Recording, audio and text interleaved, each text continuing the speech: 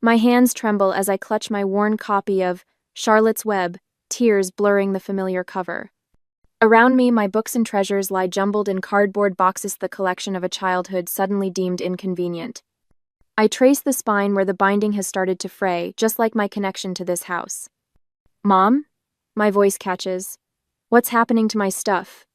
Mom sweeps into my bedroom. No. My former bedroom, her silk blouse rustling as she moves.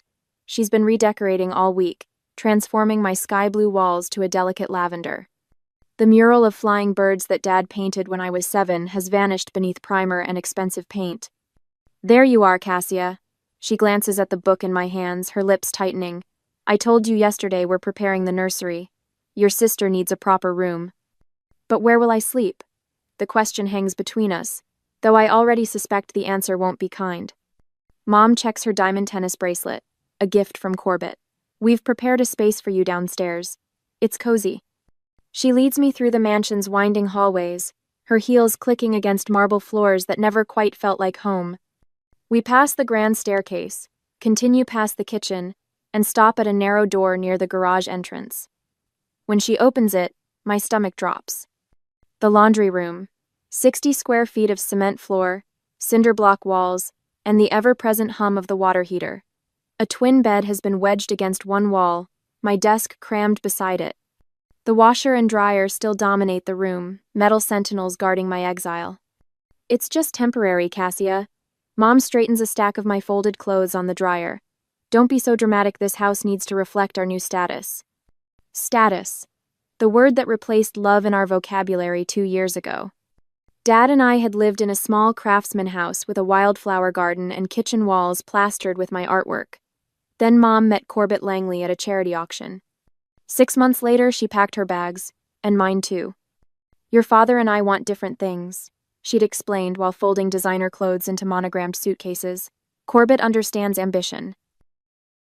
Our move to his 6-bedroom Savannah mansion happened so quickly I left my favorite sneakers behind. The first time I mentioned Dad's sign painting business at dinner, Corbett's eyebrow arched so high it nearly disappeared into his hairline.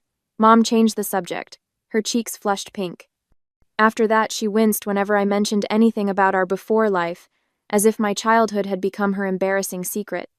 I stand in my new bedroom, listening to the washing machine's rhythmic sloshing, a sound that will become my nightly lullaby. "Can I live with Dad instead?" I ask, my voice steadier than I feel. Mom's face hardens. She tugs at her pearl earring, a nervous habit from before designer clothes and country club memberships. "Your father can barely feed himself with his sign painting nonsense." The words slice through me. Dad's hands might be paint-stained, but they're gentle. He taught me to mix colors until they sing, and to find beauty in peeling storefronts and weathered barns. "Think of all you have here, Cassia. Opportunities. A future." Mom gestures vaguely around the mansion. Neither of us can call home with conviction. After she leaves, I unpack one box. From between 2 books, I pull out the small landscape Dad painted for my 9th birthday, rolling hills, dotted with wildflowers beneath a cerulean sky. I hang it on the cinder block wall opposite my bed, a window to a world where I still belong. 6 months later, baby Vesper arrives. I discover the family photos in the living room have been rearranged. The ones with me have disappeared, leaving pristine frames displaying Mom, Corbett, and Vesper's family they want the world to see. "Stay quiet when you come inside," Mom instructs me after school one day, "and make yourself useful. Corbett's business associates are visiting." I nod, understanding the message beneath her words. I am the living reminder of her embarrassing past, the daughter who doesn't match the Persian rugs and crystal chandeliers. As I slip through the kitchen toward my laundry room, Vesper's delighted squeal echoes from the front parlor, followed by Mom's melodic laughter, a sound I barely recognize anymore. 5 years later, after living with my mom, it's time for changes again, though it comes as a storm. One day, my pencil snaps between my fingers as the words float from the kitchen into the hallway where I'm studying. "We're wasting money on Cassia when we have real expenses coming up." Corbett's voice carries the casual dismissal of someone discussing an outdated appliance. "Vesper's private school deposit is due next month." "I've been thinking about that." Mom's voice drops lower, but not enough. "Gideon's been asking to see her more. Maybe it's time she lived with him. Save space and money." The broken pencil pieces dig into my palm. At 14, I finally understand the truth about my temporary laundry room. 5 years of listening to the washing machine's midnight cycles wasn't a stopgap measure, it was the plan all along. I gather my textbooks silently, each movement deliberate so they won't hear me, and retreat to my converted utility closet, the space that never grew larger even as I did. Cassia, come set the table. Mom's voice rings through the intercom system Corbett installed after complaining about having to shout through the mansion. At dinner, Mom stands serving food to Corbett, who examines each portion with the scrutiny he reserves for investment properties. I sit at the far end of the cherrywood table, practically in another zip code from their conversation. Is it true? 7-year-old Vesper bounces in her chair, blonde curls catching the chandelier light. Is Cassia really leaving? Can I have her room for my toys? My fork freezes halfway to my mouth. What? Mom sets down the serving spoon, her pearl bracelet clicking against the porcelain. We were going to discuss this after dinner, but since Vesper brought it up. She glances at Corbett, who nods without looking up from his plate. We think it would be best for everyone if you lived with your father. She arranges her words carefully, like decorative pillows on a sofa nobody sits on. It's a chance to really know him. Finances are tight right now, Corbett adds, the statement absurd beneath the gleam of his new Rolex. Just yesterday, he'd spread yacht brochures across this very table, circling features with a gold pen. I stare at Mom, waiting for her to meet my eyes, but she busies herself refilling Corbett's water glass, wiping imaginary spots from the table's edge, straightening the silverware anything to avoid looking at me. When? My voice comes out steadier than I feel. Before the new school year. Mom finally looks in my direction, though her gaze settles somewhere beyond my shoulder. We'll continue paying for Sanderson Academy, of course, provided there's no trouble. The unspoken threat hangs in the air between us.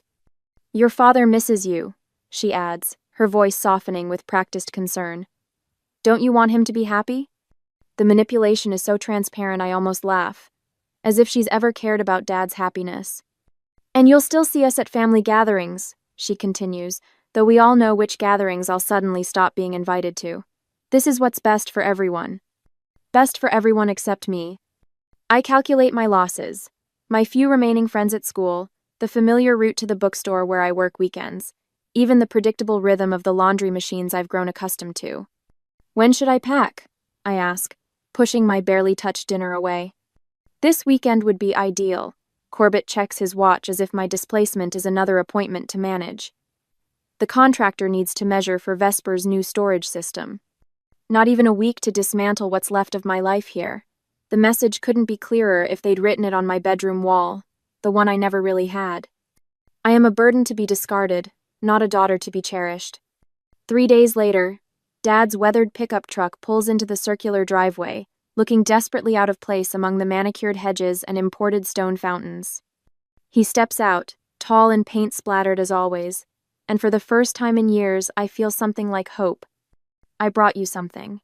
He opens the truck bed to reveal a vintage bookshelf, its oak finish gleaming in the morning light. Restored it myself. Thought you might need a place for your books. As I pack my few belongings, clothes, books, the small painting Dad made me a question turns over in my mind. Should I confront Mom about her true motives, force her to acknowledge what she's doing? Or would walking away quietly show more strength than demanding answers from someone who stopped seeing me years ago? What would you do when facing someone who's already decided you don't matter? In weeks to come, the rumors ripple through our extended family like a stone dropped in still water. Cassia chose to live with her father. Mom tells Aunt Joanne at Thanksgiving, her voice carrying just enough for me to hear from the kitchen. She wanted a simpler life, away from all the pressure. I grip the serving spoon tighter and focus on the sweet potatoes I'm dishing onto a platter. The lie settles between my shoulder blades like a cold hand. I didn't choose this displacement. I was boxed up and relocated like furniture that no longer matched the decor. Such a shame, Aunt Joanne murmurs, not bothering to lower her voice. A girl needs her mother. My cheeks burn. Dad taught me that sometimes silence is the most dignified response, but dignity feels like cold comfort when everyone believes you've rejected your own mother. The invitations dwindle after that. First Christmas at Grandma Wilson's happens without us. Then Easter brunch. By summer, my 16th birthday party invitation mysteriously gets lost in the mail for the third consecutive year. They're planning something special just for the four of us, Dad says, trying to soften the blow when I check the mailbox every day for 2 weeks straight. But we both know better. Dad's apartment can barely contain us both. The living room transforms into my bedroom each night, the sofa unfolding into a bed that leaves exactly 18 inches of walking space. I stack my clothes in plastic bins that slide under the sofa during daytime hours, a daily ritual of appearing and disappearing. The part-time job at Haverford Books keeps me in school supplies and helps with groceries when Dad's sign painting business hits slow periods. 3 afternoons and every Saturday, I arrange new releases on shelves, catalog used book donations, and balance the register at closing time. Homework happens during quiet afternoon lulls, my textbooks spread across the checkout counter. On nights when Dad works late, finishing storefront signs after business hours, I cook dinner from our carefully planned grocery list. Chicken thighs stretch further than breasts. Rice and beans become 3 different meals with different spices. I track every expense in a small notebook, calculating the weekly average down to the penny. What I don't track is the weight that settles across my chest each time I see Vesper's ballet recitals documented on Mom's social media. Or the way my throat tightens when Dad asks if I want to invite friends over, knowing there isn't room for anyone else in our cramped space. I learned to swallow these feelings like bitter medicine quickly, with minimal fuss, focusing instead on what needs doing next. "You're remarkably self-sufficient, Mrs. Haverford says one afternoon, watching me calculate book order quantities against our monthly sales projections.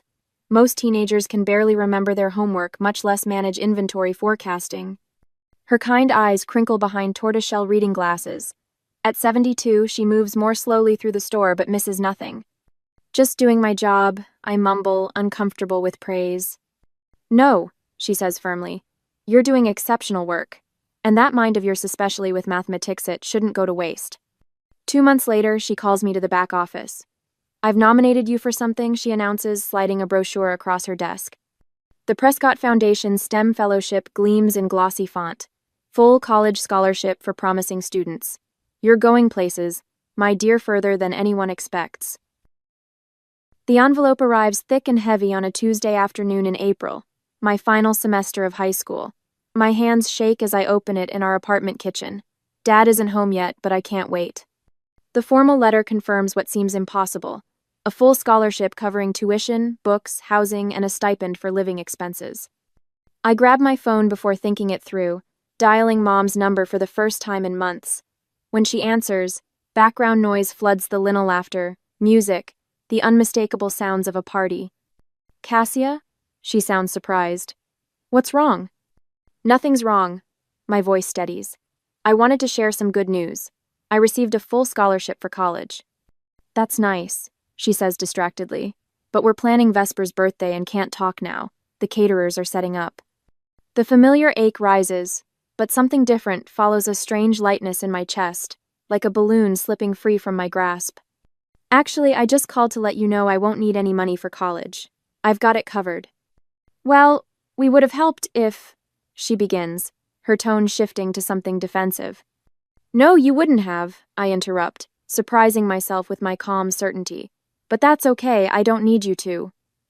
The silence stretches between us, an ocean of unspoken truths. "I should go," she finally says. "Yes, you should." I hang up and stand motionless in our tiny kitchen. For years, I've carried her rejection like a stone in my pocket, its weight familiar and constant. But now, staring at the scholarship letter, I realize her approval isn't the currency I need to move forward. My worth isn't measured in her attention or validation. When Dad comes home, he frames the acceptance letter that evening.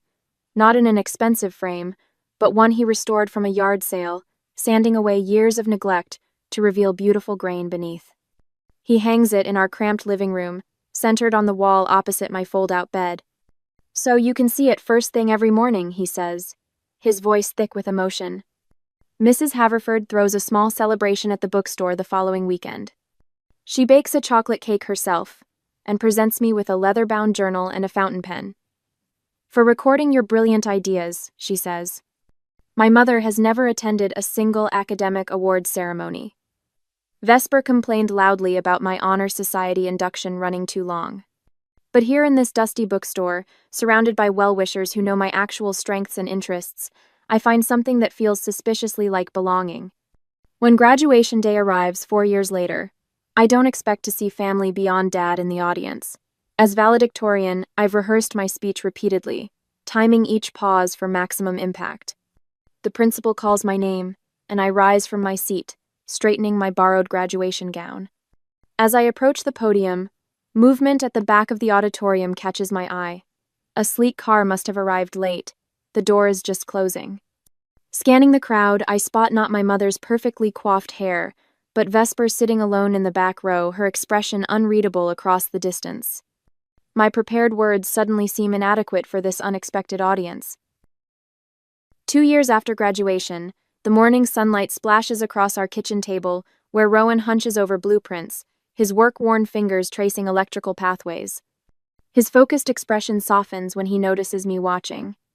"Think the Williams project will go for the expanded solar array?" I ask, sliding a mug of coffee beside his elbow. "With you designing the system? Absolutely." His confidence in me still catches me off guard sometimes. "Your promotion to project lead means they trust your judgment more than that overpriced consulting firm." I lean against the counter, savoring the warmth of both the coffee and his words. At 24, I've built something real, a career installing commercial solar systems that pays well and matters to the world. My fingers brush against the smooth countertop of our modest kitchen, still new enough that sometimes I wake up surprised to find myself here, rather than on Dad's pull-out sofa. 2 years of saving every penny finally paid off, I say, surveying our little 2-bedroom starter home. Nothing fancy, just solid construction with good bones, as Rowan put it when we first toured it. Like our relationship built carefully over time, tested for structural integrity, grounded in reality. The phone rings, interrupting my thoughts. I frown at the unfamiliar number but answer anyway. "Cassia? It's your mother." My stomach tightens. Maribel hasn't called in over a year, not even for my birthday last month. "I need you to take Vesper," she announces without preamble, not asking telling. She needs to focus on her conservatory training, and housing near campus is outrageously expensive. I grip the phone tighter. "Hello to you too, Mom." "Don't be difficult, Cassia. You have a spare bedroom, and you're responsible enough to keep her on track. She needs structure." The audacity steals my breath. After exiling me to a laundry room and then shipping me off to Dad's when I became inconvenient, she wants me to welcome Vesper with open arms? "This isn't something you spring on someone out of nowhere," I manage, keeping my voice level while Rowan watches with concern. "We have our own lives here." "It's just for the school year," Maribel continues as if I hadn't spoken. "You'd be doing us a tremendous favor." "Us meaning you and Corbett?" I clarify, my tone sharpening despite my efforts. A telling pause. "We need to focus on networking without distractions. This arrangement works perfectly for everyone." Translation. Vesper has become inconvenient, just as I once was. 2 months, I say finally. A trial period, with house rules she'll need to follow. Maribel's relieved sigh carries through the phone. "Wonderful.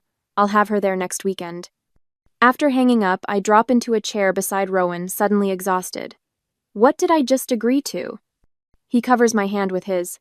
"You set a boundary, that's progress." "Am I making a huge mistake?" I ask, letting family who closed their doors to me into our home. "We'll handle it together," he promises, squeezing my fingers. "This is our house, our rules." Later that evening, Dad brings over a homemade lasagna, listening intently as I explain the situation. His weathered face tightens when I mention Maribel's demands. "Kindness shouldn't come at the cost of your peace," he warns gently, helping Rowan rearrange furniture in the spare bedroom. "You've built something good here. Protect it." Together, we draft house rules: curfew, chores, respect for our work schedules, no unauthorized guests. Each point feels like a fortress wall rising, protecting what Rowan and I have created. When Vesper arrives the following weekend, she steps from Corbett's Jaguar with 3 designer suitcases, her critical gaze sweeping over our modest neighborhood.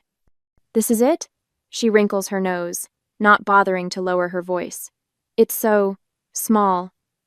"It's home," I reply simply, helping with her smallest bag while Rowan takes the largest. That night, passing the guest room, I overhear Vesper on the phone. "It's tragic, Maddie. Like, embarrassingly basic. No pool, not even a decent bathroom." I'm dying here. My chest tightens with an old familiar pain, that feeling of being judged and found wanting. The first week passes in tense politeness that fractures when Vesper's conservatory calls asking about her repeated absences. You skipped 3 classes this week? I confront her when she slinks in past midnight, smelling of cigarettes and someone's cologne. Why do you care? She snaps, tossing her purse onto the counter. It's my life. It's our house, I remind her. And one of our rules was… God, you sound just like Mom when she's on one of her responsible kicks. Vesper rolls her eyes. Mom said you'd be cool about everything. That's the only reason I agreed to this. The truth spills out so casually it stings. Not because Vesper came seeking sisterly connection, but because Maribel promised I'd be a pushover. I stand straighter, feeling the weight of my house keys and my pocket keys to the home I earned, the life I built. Then Mom was wrong about me. Again. A flicker of uncertainty crosses Vesper's face, as she realizes, perhaps for the first time, that the sister who once slept in a laundry room now stands on her own foundation, one too solid to be easily shaken. Next week, I catch Vesper leaning too close to Rowan as he replaces the kitchen pendant light. Her manicured hand rests on his forearm, her laughter explosive at something he said that wasn't remotely funny. The wiring in this house is so complicated, she gushes. You must be like super smart to understand all this electrical stuff. Rowan shifts uncomfortably on the stepladder, his focus locked on the exposed wires above. Just basic principles, really. Your sister understands this better than I do. When he finishes and descends, Vesper blocks his path to the toolbox, standing in the doorway with a practiced casualness. I clear my throat from the dining room. Vesper, can we talk? My voice remains steady despite the heat crawling up my neck. In the living room, she transforms before my eyes. The flirtatious smile vanishes, replaced by trembling lips and watery eyes. I was just being friendly. Why are you so insecure? Her voice pitches higher, a performance I recognized from childhood. He was telling me about the house wiring, and I was listening. Is that a crime now? This isn't about being friendly, it's about respect for me, for Rowan, for our relationship. My phone buzzes an hour later. Maribel. Perfect timing, as always. Cassia, what on earth are you doing? Her voice slices through the speaker. Vesper's in tears. She called saying you accused her of something ridiculous. The poor girl was only trying to connect with your boyfriend. The dismissive pause speaks volumes. That evening, I find Vesper's diamond tennis bracelet eerily similar to my mother's resting on Rowan's workbench in the garage. The next morning, she positions herself in the hallway as he tries to leave for work, talking about a gallery opening, asking if he might like to accompany her. Rowan's clearly into me, she says when I confront her later, tossing her hair over one shoulder. He deserves better than someone who grew up in a laundry room. The words land like a physical blow, but I refuse to flinch. You have 30 days to find other arrangements, I say, my voice calmer than I feel. This isn't working. Vesper's mouth drops open. You can't be serious. I am. 1 month. You're overreacting. Nothing happened. Rowan enters from the kitchen, his face uncharacteristically stern. He hands me his phone, open to a string of text messages. I think you should see these, he says quietly. The texts from Vesper start innocently enough, but quickly cross into territory that makes my stomach clench. Invitations to meet when I'm working late. Comments about my boring career choices. A photo of her in a swimsuit with the caption, "What do you think?" Vesper lunges for the phone. Those are private. You had no right to show her. I have every right, Rowan says, his voice level but firm. I chose Cassia, not for connections or a family name for her. Her brilliance, her integrity, everything she is. His hand finds mine, warm and steady. You can't kick me out, Vesper's voice rises, panic replacing the calculation in her eyes. Mom will be furious. Where am I supposed to go? Back to the mansion, I imagine, I reply. The same place I wasn't welcome. But the conservatory is a 10-minute drive from your parents' house. This isn't fair, Vesper's face contorts. I'll tell Mom everything. She'll cut you off completely. A laugh escapes me, genuine and unexpected. Cut me off from what, exactly? I've been on my own since I was 14. Vesper stares, confusion replacing anger. I'm not responsible for your mother's feelings, I continue, just as she was never responsible for mine. The weight of years lifts as I speak the truth aloud. That weekend, as Vesper packs her designer luggage with theatrical sighs, Rowan takes me to our favorite spot overlooking the river. He kneels on the weathered boardwalk, presenting a simple ring with a small emerald-me birthstone. "I want to build a life with you," he says, the setting sun turning his auburn hair to flame. "A real one, based on who we are, not what anyone else thinks we should be." 6 months later, with Vesper long gone, Rowan and I prepare for our wedding in Dad's backyard. The maple trees promise perfect shade for our 50 guests, and Dad's hand-painted signs mark the ceremony and reception areas. I dial my mother's number, an olive branch extended despite years of distance. "A backyard wedding?" Maribel's voice drips with disdain when I describe our plans. "Why would I attend a backyard cookout for nobodies? Marrying a cable puller? Enjoy that, Cassia." The casual cruelty feels almost nostalgic in its predictability. "Thank you for making my decision easy," I reply. "Goodbye, Mother." I hang up and return to arranging wildflowers in mason jars. Dad whistles as he strings lights in the trees, and Mrs. Haverford arranges her homemade pies on the dessert table. Meanwhile, Vesper's wedding proceeds with appropriate extravagance. Dad shows me the society page announcement of $460,000 spectacle, joining the Langley and Westmoreland families, complete with ice sculptures and a 12-piece orchestra. Our wedding costs exactly $7,823, including the dress I found at a vintage shop and altered myself. Rowan's electrician colleagues string fairy lights through Dad's garden. My coworkers bring potluck dishes alongside their wedding gifts. When we dance our first dance on Dad's weathered deck, surrounded by people who chose to stand by us, I realize my worth isn't measured by a wedding's price tag, but by the authenticity of the relationships filling this space. 2 years pass in peaceful productivity. Rowan's business grows steadily. I earn a promotion at the solar company. We renovate our kitchen on weekends, arguing cheerfully about cabinet hardware and laughing when we mess up the paint. Then a rumor reaches us through Dad's friend at the country club. Corbett's land bank scheme is collapsing. Federal investigators have frozen accounts. The Langleys face financial ruin. My phone buzzes with a text from an unknown number. "We need to talk. Family matters.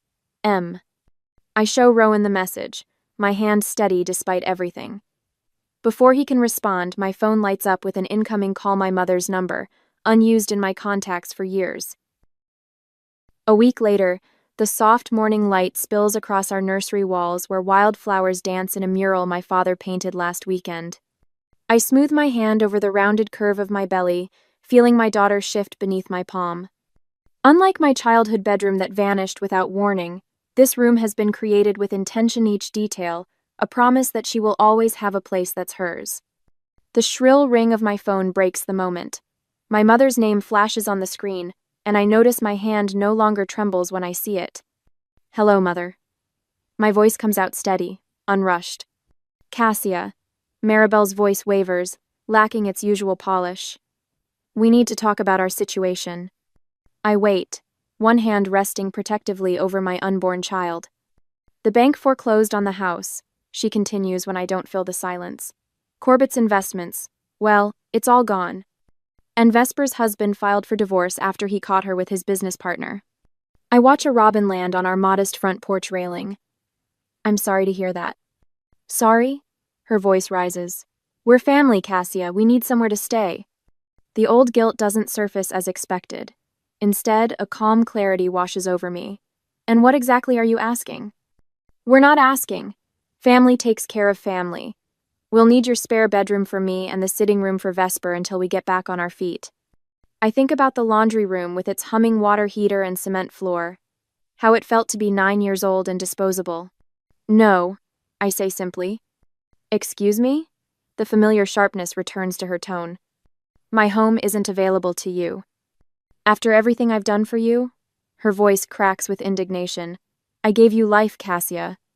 And then you took away everything else." The words come without bitterness, just quiet truth.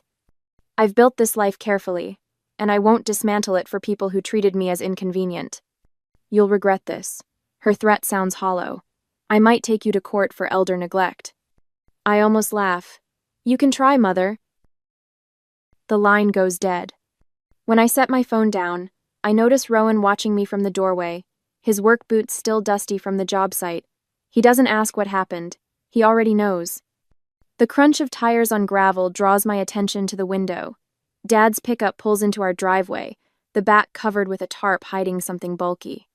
"He's early," Rowan says, taking my hand. We meet my father at the door as he lowers the tailgate, pulling back the tarp to reveal a handcrafted wooden crib, the maple finish gleaming in the afternoon sun. "Built it in the evenings after work," Dad says, his paint-stained hands running over the smooth rails. "Thought my granddaughter should have something special." My eyes blur with tears that have nothing to do with my pregnancy hormones. "It's beautiful, Dad." Together, the three of us carry the crib into the nursery. Dad tells Rowan about the techniques he used, offering to teach him when they finish the back deck next month. My husband listens intently, hungry for knowledge that can be passed down, not status that can be flaunted. Later, Rowan and I sit on our porch swing, his arm around my shoulders as the sunset paints our modest neighborhood in gold. The weight of his steady presence beside me feels like the home I never had in my mother's mansion. "We may not have a mansion," I say, leaning into him, "but we built this with love and that's enough." He nods, his hand joining mine over our growing daughter. In the nursery behind us, Dad's handcrafted crib waits beneath a mural of wildflowers. Across the hall, Rowan has set up a small workshop where Dad is teaching him sign painting techniques during weekend visits. We're creating something my mother never understood: a home built on constancy rather than convenience. As I feel my daughter kick beneath my hand, I wonder, do we owe family who discarded us just because we share DNA? I chose to protect my peace and my child's future. But what would you have done when faced with the people who once called you disposable?